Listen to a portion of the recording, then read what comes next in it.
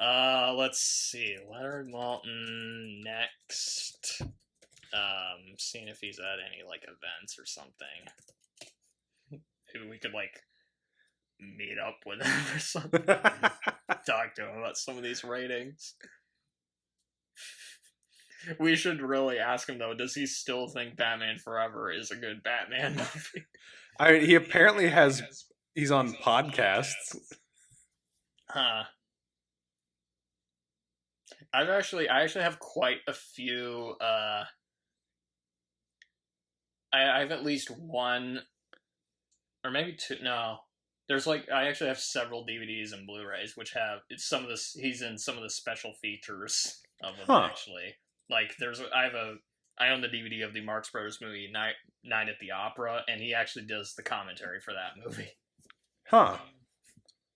That's actually kind of interesting. I think the Road Warrior, my Blu-ray of that, he's like he has like an intro on that too. And another thing, I actually have these Errol Flynn movies. They have these special features called Warner Night at the Movies, which what they do with those is they try to recreate like the experience of going to see a movie in the theater, like in the olden times. So where they would show a cartoon, like a newsreel, and a few other things before the actual movie starts. And he's on those apparently. So Did you know that there is a Leonard Maltin board game? I'm not joking. There's a Leonard Maltin board game. Send me a picture. I'm sending you the link. That's so funny. I'd laugh if one of the cards says, "Give Taxi Driver 2 stars. Go back to faces." Yeah, it looks like it's a movie trivia board game. Let's read. He looks like the Burger King. He's wearing the Burger King. Leonard Maltin is the Burger King. Oh, that's so funny. We put it together. We're coming after you, Leonard. We know your secrets. I'm so glad we found this. That is so funny. Alright. In King of the Movies, it doesn't matter if you've seen every film ever made or if you've never seen a movie in your life. The fun is in the fibbing. One player reads a movie title and the other players invent a short synopsis in Leonard Maltin's unique style, with the goal being to trick the other players into thinking theirs is the real Maltin review. It's Balderdash, then. It's Balderdash, but you have to guess which one's the real Leonard Maltin review. There's even Wait, you have to make up a review for it? Yeah, you have to make up a review in the style of Leonard Maltin. Oh, that's funny. Because there is a category in Balderdash which is the, which is for, like, really obscure movies. Yeah. This thing's only $25. We should buy it and, like... I honestly might buy the Leonard Maltin board game. I do have some, like, movie trivia board games upstairs if you ever want to, like, feature those. I think I have a few back in Indianola, and I don't have any here, but honestly, that might be a fun episode to do at some point. It would, yeah. Because there's a few that I barely even used that actually would come in handy at some point. Yeah, Leonard Maltin. Of course, Leonard Maltin has a board game. It looks better than Donald Trump's board game, at least, so there's that. Monopoly ripoff, Balderdash ripoff.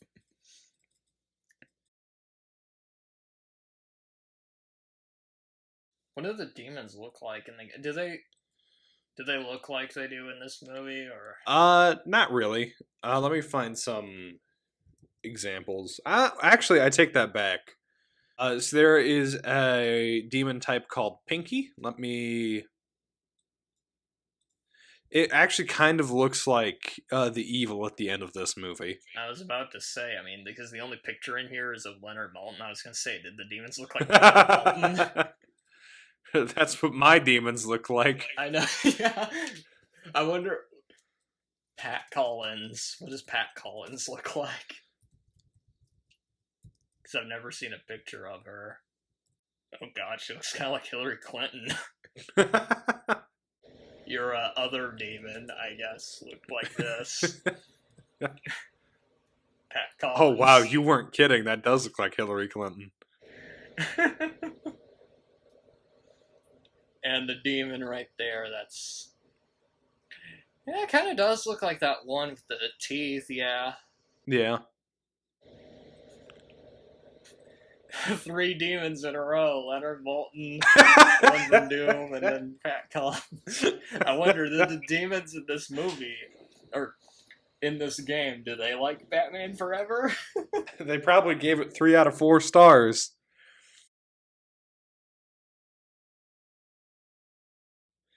I've still only seen the first one and then Freddy vs. Jason. You know what? Actually, that might be all you need now that I think about it. Well, because I mean, some of the sequels are entertaining, but none of them are as good as the first one. That's what I figured. The only one that comes close is Dream Warriors. That one's Is pretty it good. the third one? That's the third one. Hmm. The second one's a guilty pleasure for me, though. It's really bizarre. And also has, like, homoerotic subtext to it. Oh, fun. I enjoy that. But then, like, after the third one, they kind of just go downhill. Like, there's entertaining moments in them, but they never become as good as the first one again. Yeah. Like, really, the only reason to watch, like, most of the ones after the third one is Robert Englund. I mean, Yeah. he's really entertaining as Freddy Krueger, you know. And just this, there's some of the weird dream sequences and stuff too, you know. That's always fun. I kinda like some of the stuff in Freddy's Dead. That one's got some like there's like one section of that movie which was I think it was just the last 10 minutes of that movie when you went to see it in the theater, they were shown in 3D. Oh, really? So you had to like put on 3D glasses just for like the last 10 minutes of the movie. That's pretty great, actually. Also love how it's Freddy's Dead, the final nightmare, but it's not even the last one. Sort of like what they did. Oh god, they did that twice with Friday the 13th. Yeah. Part 4 was the final chapter, and then there was Jason Goes to Hell, the final Friday. Yeah. Well, then they also had part 5 was a new beginning, and part 6 was like New Blood or something like that. I don't know. Jason Lives. Jason Lives. Then the New Blood was 7. Yeah. So they had 3 that were trying to be the first new one. Which that is another thing. I actually did rewatch the Friday the 13th movies recently. Yeah. And I was actually surprised at how many of them I enjoyed. A lot of them are really fun to watch. I think the only ones that I didn't like were 7 and Jason Goes to Hell. Oh, you didn't like 7? Not really. Really? That one actually might be my favorite one, believe it or not. Really? I think that one is the best Jason. It is an interesting design for Jason, I will Kane admit. Hodder, yeah. And I liked the weird psychic stuff. That was interesting. Although part 6 I really enjoy. I think part 6 would probably be my favorite. Part 3 is another one of my favorites. I like part 3. You know, you finally see Jason with his mask, and yeah, I don't know. I just kind of enjoy the goofy 3D stuff. You know, I actually watched parts 4 and 6 in a movie theater. Oh, that's cool. So those were fun. And then actually, when I went, they gave everybody Jason masks. So I've got one in my closet right now. Oh, that's pretty cool.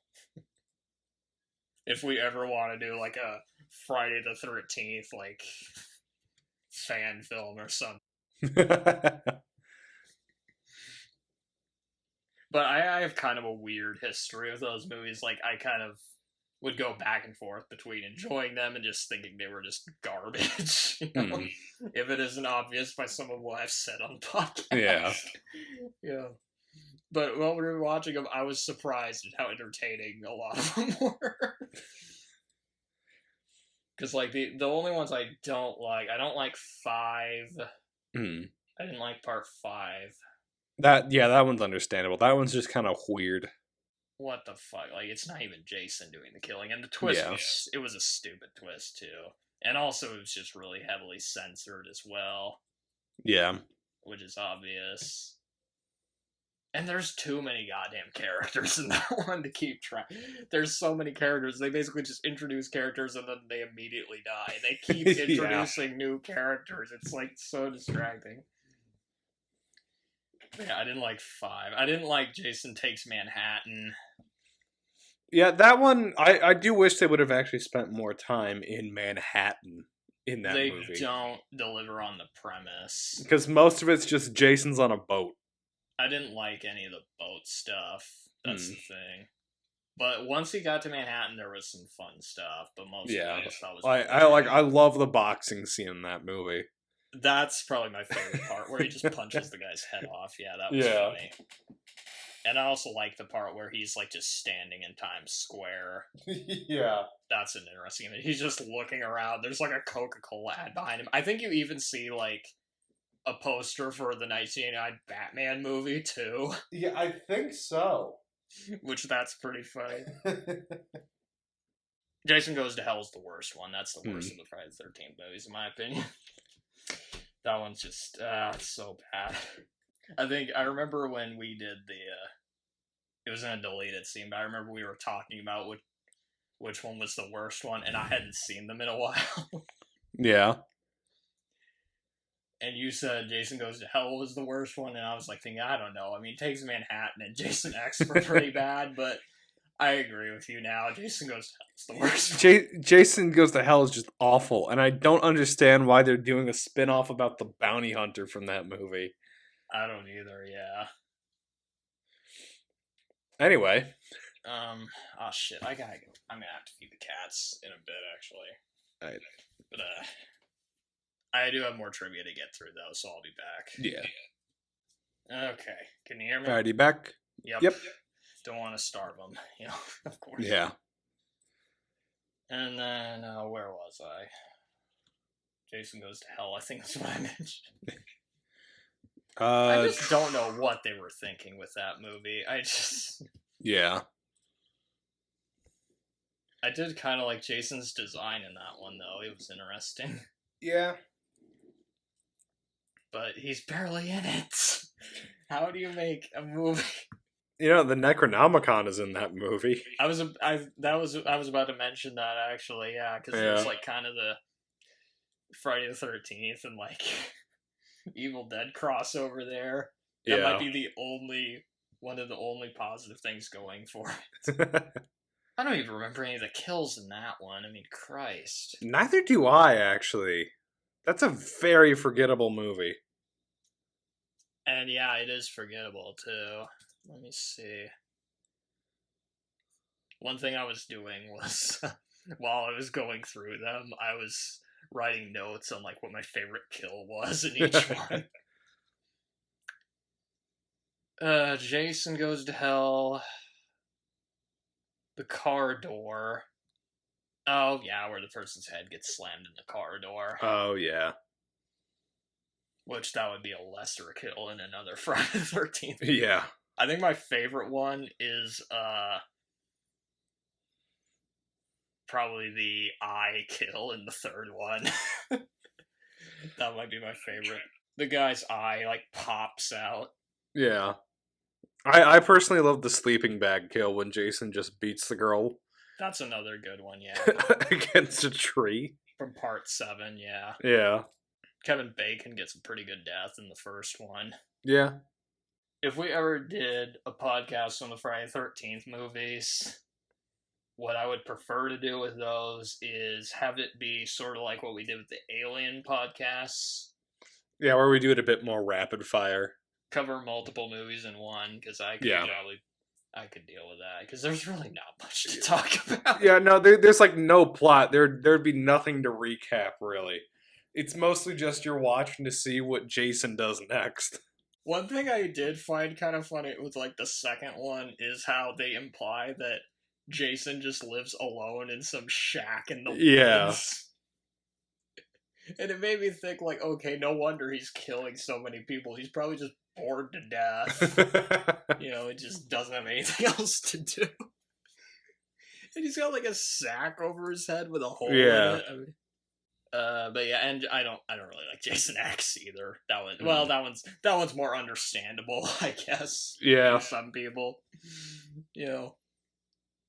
I was wanting it to be more entertainingly bad than it was, but unfortunately, it didn't quite. Yeah, it's mostly just bad. Yeah, it really only like has a few entertaining parts, like the liquid nitrogen kill. Yeah, that's like the one part that I really remember from that movie. And then when Jason becomes Uber Jason, and Yeah. stuff, that one, I mean, it's pretty stupid, but I guess Yeah. at that point, I mean, what are you gonna do? And the fact that they really haven't made a follow-up just shows you that they actually perfected the movie. I guess Freddy vs. Jason like has entertaining moments, but I'm not. Yeah, a fan it's of mostly movies. watching for the Freddy vs. Jason parts. Really, like the only parts I enjoy are just the fights, and that's about it. Because the fights are pretty entertaining. And then the remake, I didn't really. Have you seen the remake? I have. It's just kind of I didn't really like that one either. Yeah. It felt like just kind of a darker, grimier version of what they did originally. Sort of like what they did with the Texas Chainsaw Massacre remakes. And I didn't like those. I will say, at least the Friday the 13th remake is better than Rob Zombie's Halloween, so there's that. We kind of missed the boat on doing those on Friday the 13th, though. Yeah. But yeah, oh gosh, we got off track. But I would have really liked to have seen an Evil Dead crossover with either Nightmare on Elm Street or Jason. Yeah, I mean, that was originally the plan. Because there's like so many references in the movies to like the other franchises too. And Yeah. it makes sense. Like, there's even like one part in the first Nightmare where Nancy like falls asleep and she's like watching the first Evil Dead movie. Yeah. And then the Evil Dead references in Jason Goes to Hell, which I wouldn't blame people for not remembering those just because of how bad that movie is, though. Yeah.